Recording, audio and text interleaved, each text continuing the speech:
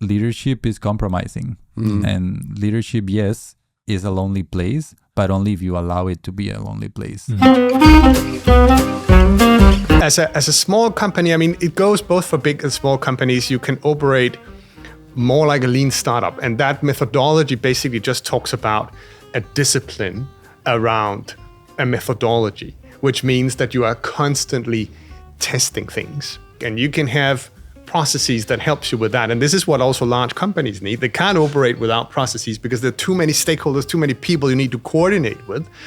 But you can make the processes so that they encourage the experimentation, that it legitimizes failing in a way because you're running an iteration very quick and at low cost and high speed. Okay, that was not the right way. Let's try the next. Okay, that was also not the right, but we learned this and this. Let's take that to the next round. And that's the methodology that allows for you to learn and uncover an unknown territory very quick at low cost and low risk because you're disciplined about it. And you have a process that actually helps you run efficiently every time. It's not your job to like make sure that everyone bonds and that you're building. It's actually just your job to make sure that there's opportunities to do that. I like kind of coined this phrase called gathering points, which I like because you can kind of picture it. It's like gathering points are opportunities for a team to align or to realign in most cases, actually, I guess. And sometimes the team will pick it up and sometimes the team won't, but your job is to just like create those spaces. And actually that's not that hard. You can create those places, as many as you can, gathering points. And like, if we're like to bring it back to rowing, like the teams that win races are the teams that are aligned in more places along the stroke. Like their arms are out together, their bodies are over together, they come up the slide together, they put the oars in the water together, they pull through together, they take it out. Now, there's an infinite amount of gathering points along the infinite cycle of the rowing stroke. You're not actually talking about them all, but like you just kind of feel that you're together and not together. And that's what's great about rowing. It's very tactile. You know when you are and you know when you're not. Like I think about that for managers, for leaders, for owners is like, where can I create those formal or informal places they can do it? Knowing that you don't know which ones they're gonna latch onto. Sometimes they're like the really like basic ones, like, hey, we're gonna have a happy hour, we're gonna do something like that. But other times it's just like creating a physical space where people can get together. And other times it looks like you being the first one to be vulnerable and just be kind of transparent about something you didn't do well. Like, hey, just so you know, like I'm gonna own something that was supposed to get taken care of yesterday and it didn't because of me. Like that's a gathering point. That's like an opportunity for your team to hear you say something like that and maybe offer up something that they've done or that they want to talk about that they normally wouldn't in that moment.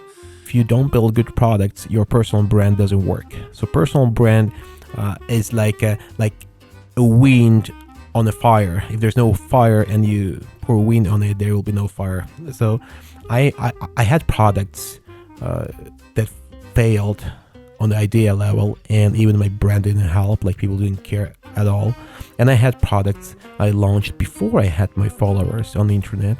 Like for example, Dev Hunt, I launched that. I had like 200 followers on Twitter or something, like it was very few. And you just asked what I would do. So I could tell what I'd done back then when I had just a few hundred followers. So when you have a few hundred followers, you have to be super specific. Like you can't really do something that's generic because to do generic things, you have to have personal brand because people have to care about your opinion. Otherwise, nobody cares about the opinion. But in my case, the focus was not me, but the problem. I said, Product Hunt is not good for developers. They mostly promote tools for marketers, and their audience is mostly marketers, and that's why dev tools just never win there. And that's wrong, and we should fix that. So this message is unique. Like nobody said that before. I was the first one who said that publicly, and even my brand was not famous. Like nobody knew who I am. People didn't care about me. They cared about message, and the message went viral.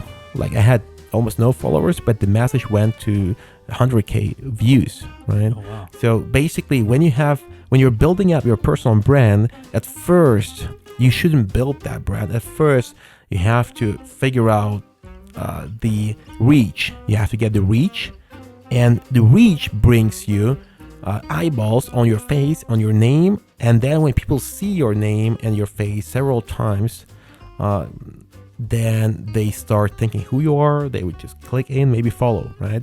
Like when something in the past went seriously wrong within the business, like that time, my default now is different. But back then, my default was like, I'm going to try and fix everything.